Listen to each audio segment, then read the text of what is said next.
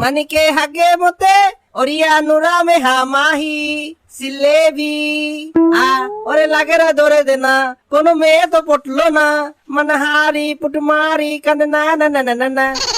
এই হারামজাদা, এই থাম থাম বলছি। শিয়ালের মতন এরকম হুক্কা হুয়া না করে যা এখন এখান থেকে গোসল করে আয়। তোর শরীর থেকে পচা পচা গন্ধ বের হচ্ছে। বাবা গো, শয়তান মহিলা, সকাল সকাল তো লাথি খেয়ে আমার দিনটা শুরু হলো। ঠিক আছে, গোসল করছি, দাঁড়া।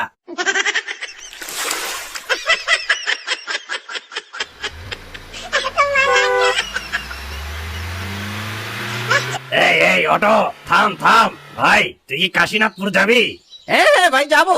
ভাড়া কিন্তু 40 টাকা। ঠিক আছে চল।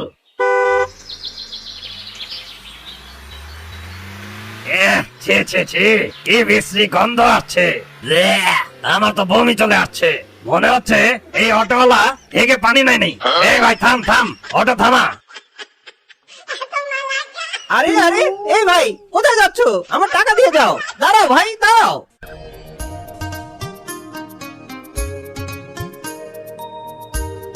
এই এই, ওই দেখো, ওই গন্ধওয়ালা শিয়ালটা আসছে। আর শরীরে যে পচা পচা গন্ধ।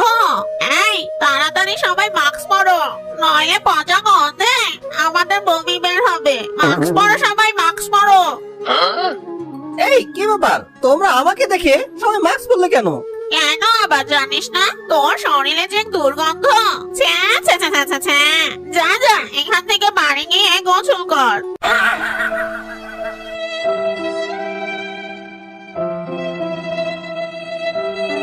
সবাই আমাকে এভাবে তুচ্ছ তাচ্ছিল্য করে, আমার এতে খুব খারাপ লাগে। আমার অটোতেও কেউ উঠতে চায় না। না না, আমাকে একটা ব্যবস্থা বের করতে হবে।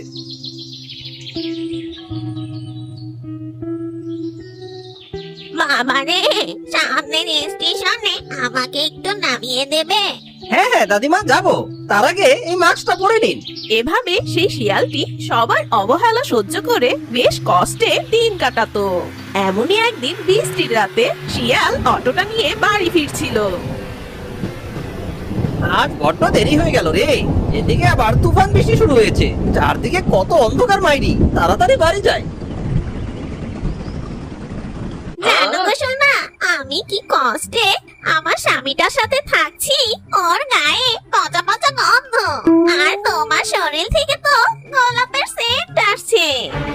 হ্যাঁ, এ আমি কি দেখছি? আহ!